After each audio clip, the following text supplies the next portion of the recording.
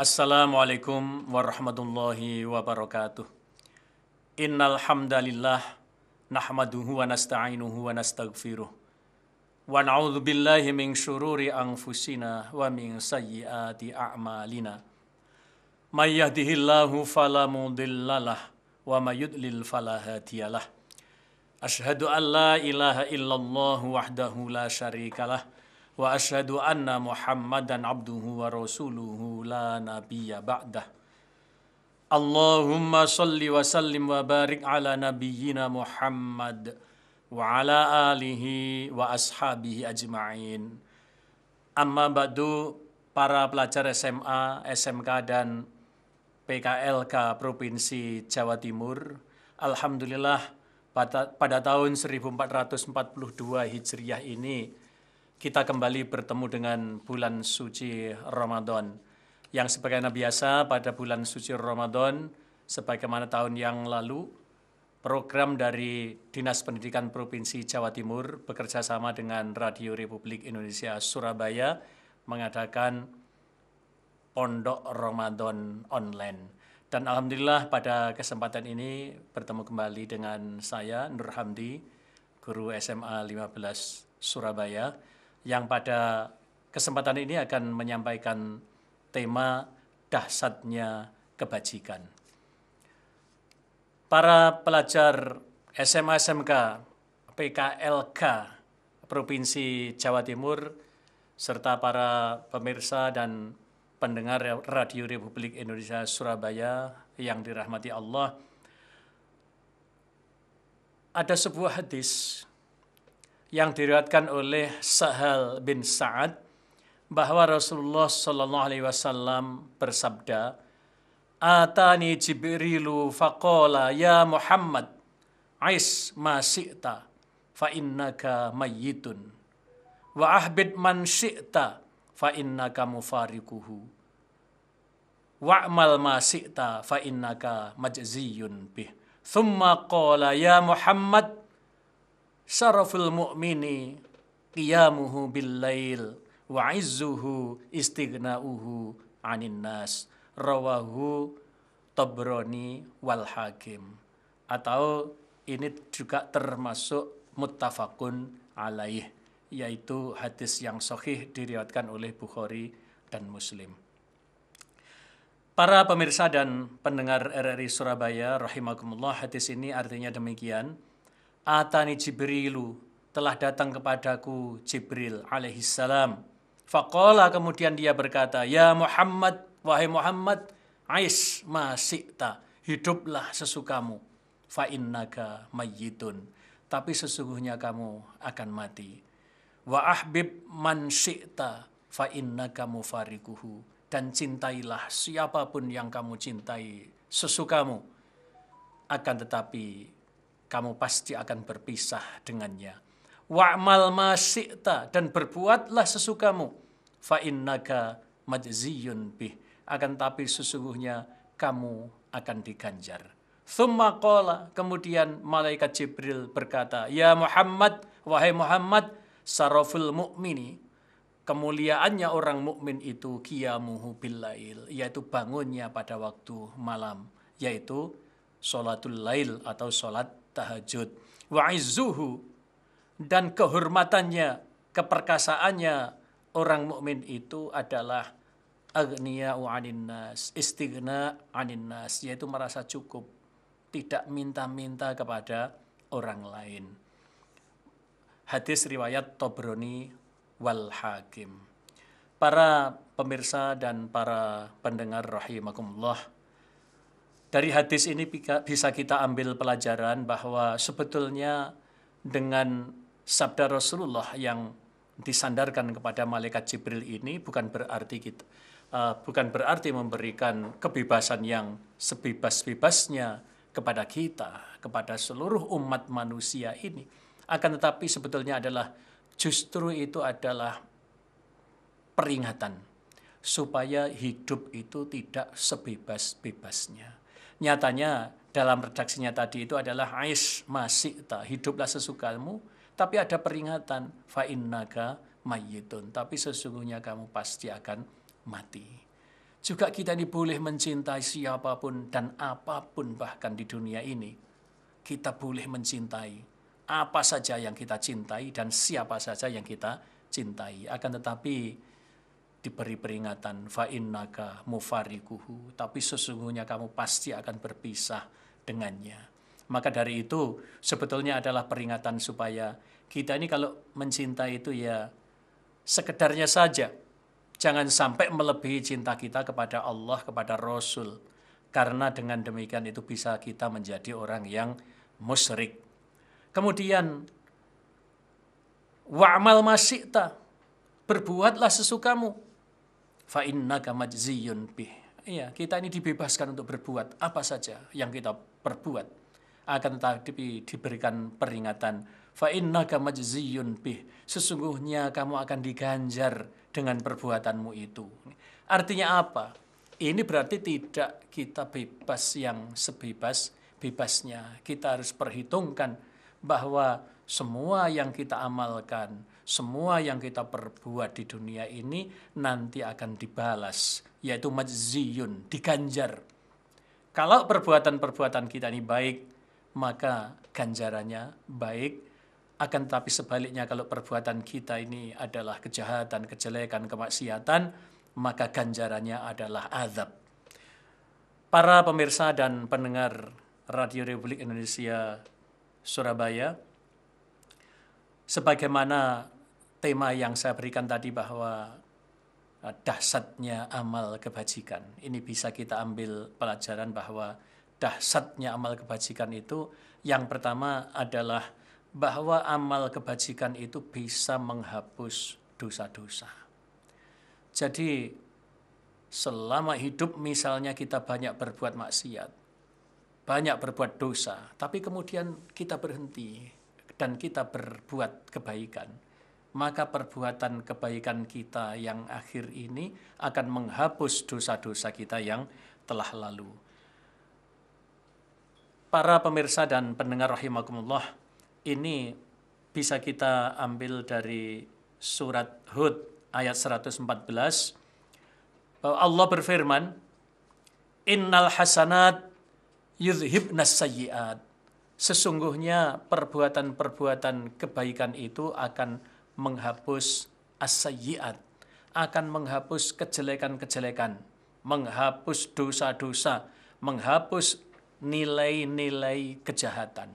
Maka jamaah kaum muslimin penting sekali bahwa harus kita pertimbangkan bahwa amal kebajikan itu harus kita niati, diantaranya adalah untuk menghapus dosa-dosa kita, untuk menghapus amal-amal kita yang telah lalu yang tidak sesuai dengan syariat. Maka dengan amal kebaikan insya Allah semuanya akan dihapus. Demikian juga jamaah kaum muslimin, Rasulullah juga bersabda, wa atbi'is sayyi'atal hasanata tamhuha. Ikutilah perbuatan yang jahat itu dengan hasanat, yaitu dengan perbuatan-perbuatan kebaikan. Tamhuha, niscaya perbuatan-perbuatan yang baik itu akan menghapus kejahatan-kejahatan. Nah, jamaah kaum muslimin rahimakumullah, dari hadis ataupun dari ayat tadi itu bisa kita ambil pelajaran bahwa orang itu sebesar apapun dosanya, sebanyak apapun dosanya. Misalnya dosanya itu adalah memenuhi bumi dan langit ini. Akan tetapi kalau kita ini bertaubat, berhenti dari kejahatan, kemudian kita iringi dengan perbuatan-perbuatan kebaikan, maka niscaya perbuatan kebaikan itu akan menghapus dosa-dosa yang telah lalu. Maka Rasulullah bersabda, at-taibu kaman la dzanbalahu. Orang yang bertaubat itu dan taubatnya diterima itu kaman la dzanbalahu, seperti orang yang tidak punya dosa. Nah, ini sebetulnya adalah motivasi dari Allah dan Rasul-Nya bahwa supaya kita ini menghindar dari kemaksiatan-kemaksiatan dan kita hendaknya beramal kebajikan-kebajikan. Itu dahsyatnya amal kebajikan yang pertama, yaitu Allah menjamin, Rasul menjamin bahwa amal-amal kebajikan itu bisa menghapus dosa. Bahkan kalaupun ada orang itu selamanya tidak mengikuti syariat Islam, bahkan dia itu adalah non-muslim, kemudian saat itu dia masuk Islam, maka semua dosa-dosanya ketika belum masuk Islam itu hapus, tidak ada. Dan dia akan dihisab amalnya itu mulai dia masuk Islam. Bahkan apabila mu'alaf tadi itu adalah suami dan istri, maka suami istri itu kalau ketika masuk Islam tidak perlu mengulang nikahnya. Nikah ketika dengan tata cara sebelum Islam itu dianggap sah. Karena apa? Begitu masuk Islam, semuanya dosanya sudah hapus. Kemudian dia dihisab mulai dia masuk Islam. Ini dahsyatnya amal kebajikan yang pertama. Dahsyatnya kebajikan yang kedua, itu adalah motivasi dari Allah dan Rasul-Nya bahwa amal kebajikan itu pahalanya dilipat gandakan. Tidak seperti kejahatan. Kalau kejahatan itu dosanya itu dinilai seimbang dengan perbuatannya. Maka termasuk azabnya, siksanya, itu penilaiannya adalah seimbang dengan kejahatannya. Di dalam surat Al-An'am ayat 160 Allah berfirman, "Man jaa'a bil hasanati falahu asyru amsalihha wa man jaa'a bis sayyi'ati fala yujza illa mithlaha wa hum la yuzlamun." Yang artinya barang siapa yang berbuat kebaikan, maka baginya falahu asyru amsalihha, maka baginya adalah 10 kali lipat pahalanya.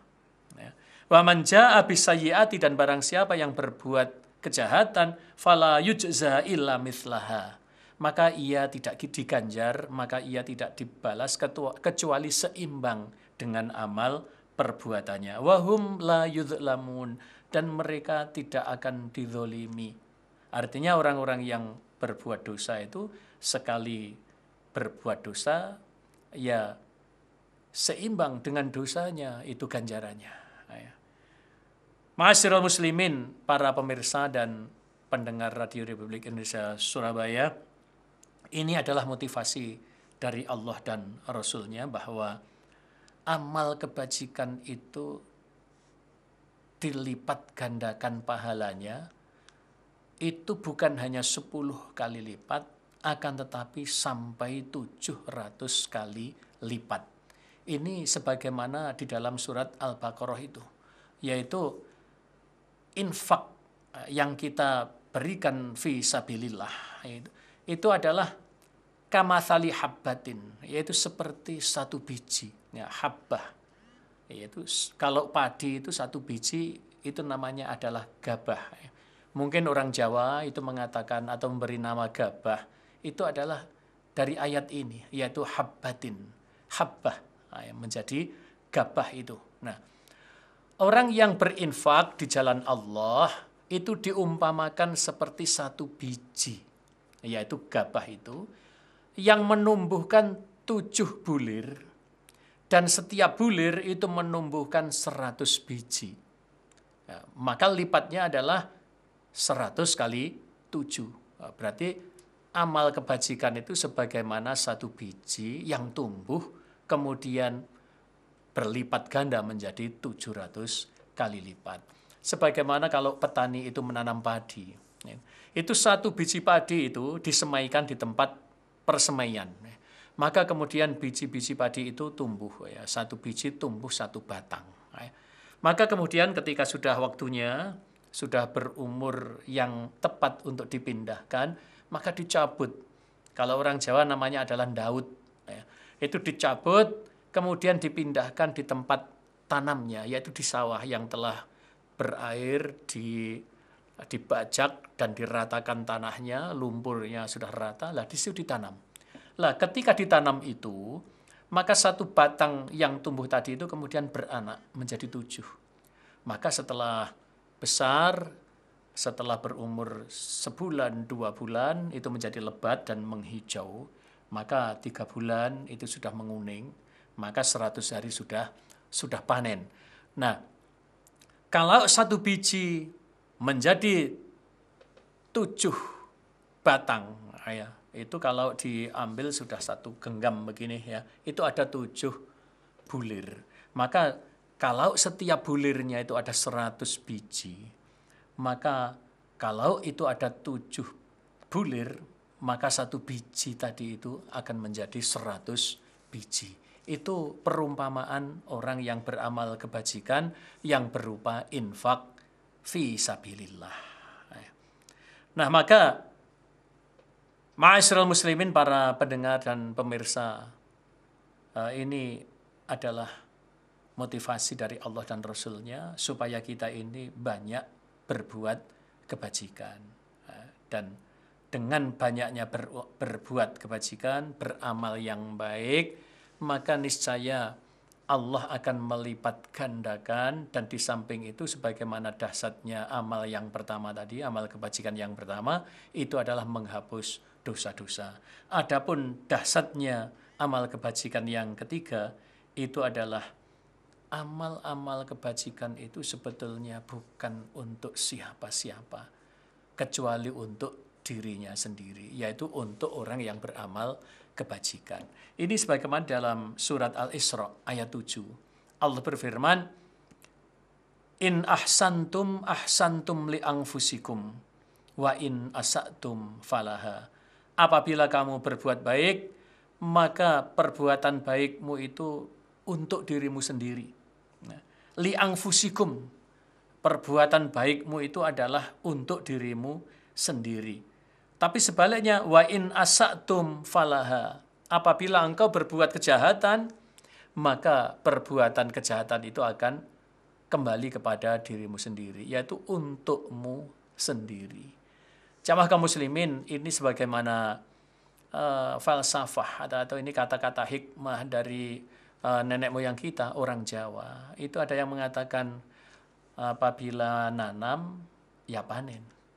Barang siapa menebar angin akan menuai badai. Seperti itu.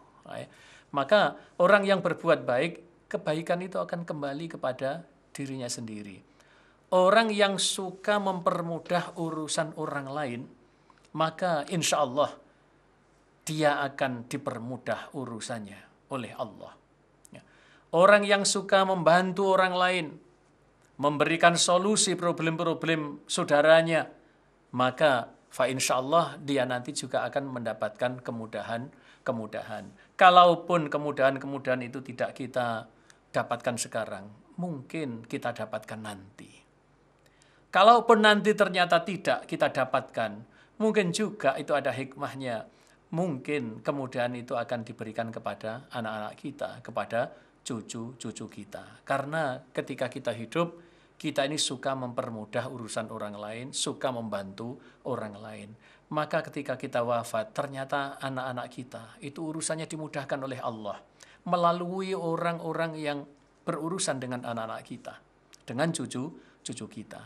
Maka kembali juga sebaliknya, wa in asatum falaha, dan apabila kau berbuat kejelekan, berbuat kejahatan, maksiat dan sebagainya, maka sebetulnya kejahatan itu akan kembali kepada diri kita masing-masing.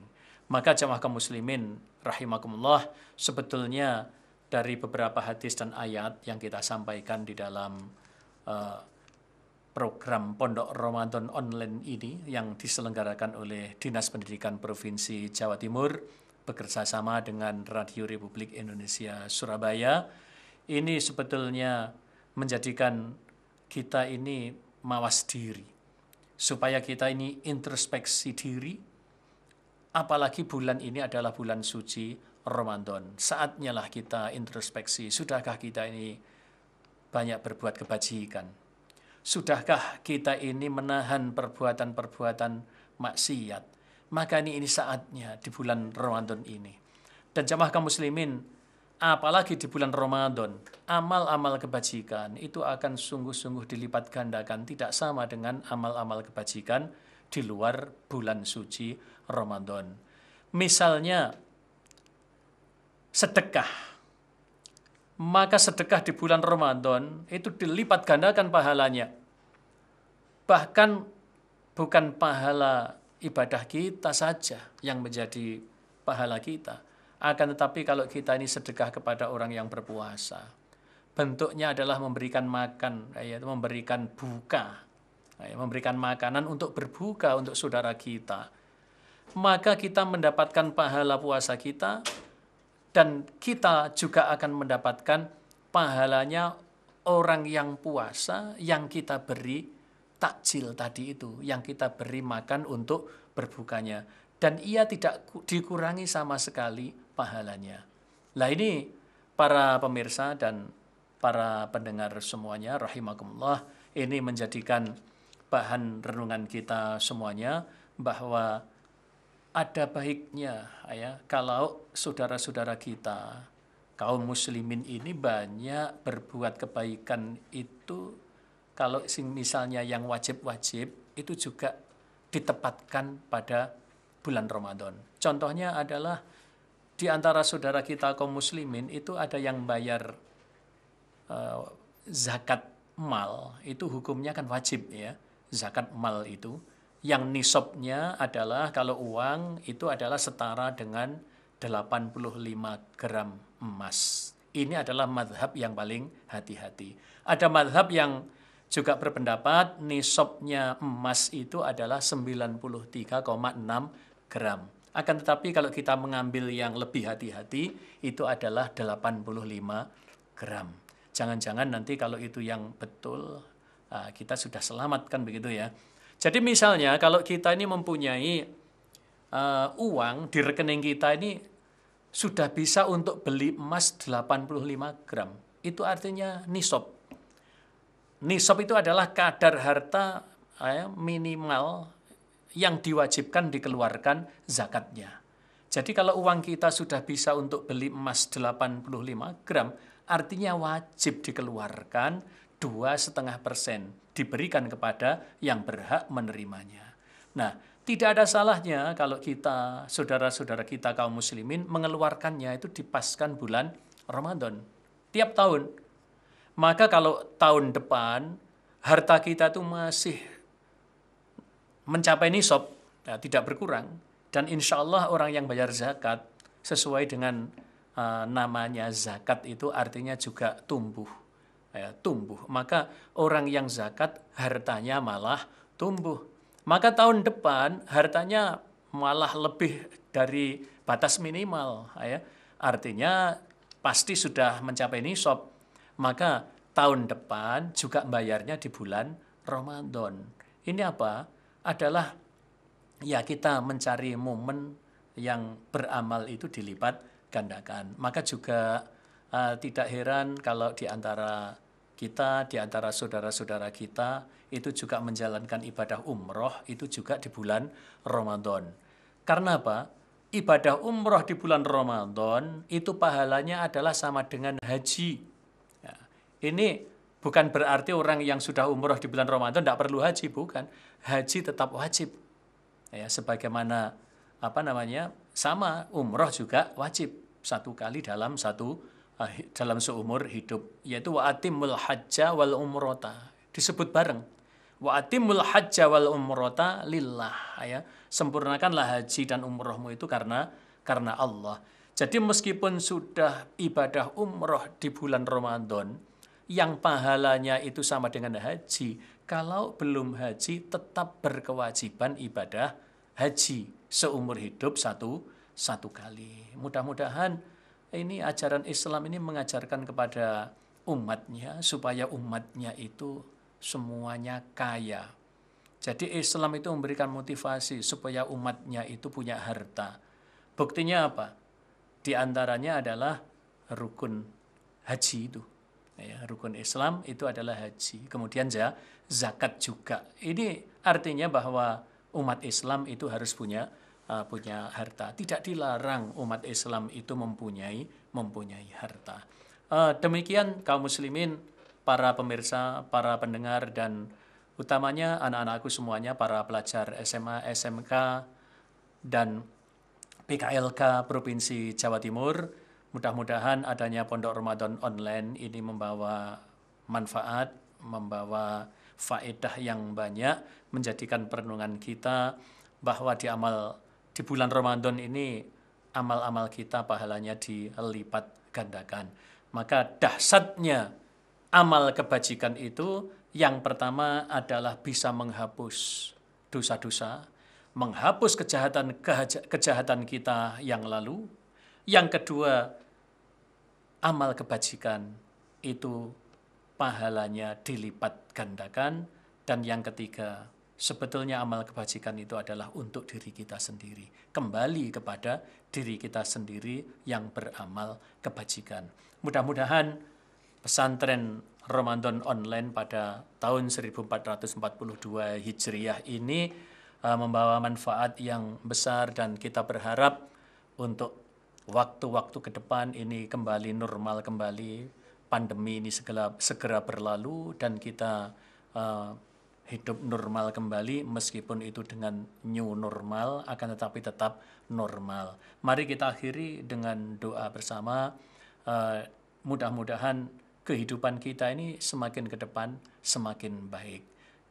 A'udzubillahi minasyaitonirrajim. Bismillahirrahmanirrahim. Allahumma sholli wa sallim wa barik ala nabiyyina Muhammad wa ala alihi wa ashabihi ajma'in walhamdulillahi rabbil alamin. Hamdan yuafi ni'amahu wa yukafi mazidah. Ya Rabbana lakal hamdu kama yanbaghi li jalali wajhikal karimi wa 'azimi sultanik. Rabbana dzalamna anfusana fa illam taghfir lana wa tarhamna lanakunanna minal khasirin. Allahumma ighfir lana wa liwalidina warhamhum kama rabbawna shighara. Allahumma ighfir lana wa li ikhwanina alladhina sabaquna bil iman wa la taj'al fi qulubina ghillan lil ladzina amanu Rabbana innaka ra'ufur rahim. Allahumma aslih lana dinana alladhi huwa ismatu amrina wa aslih lana dunyana allati fiha ma'asuna wa aslih lana akhiratana allati ilaiha ma'aduna waj'alil hayata ziyadatan lana fi kulli khair wal mauta rahatan lana min kulli syarrin. Rabbana atina fid dunya hasanah wa fil akhirati hasanah wa qina adzabannar walhamdulillahi rabbil alamin. Wa sallallahu ala nabiyyina Muhammadin wa ala alihi wa ashabi ajma'in walhamdulillahi rabbil alamin. Billahi fi sabilil haq. Wassalamualaikum warahmatullahi wabarakatuh.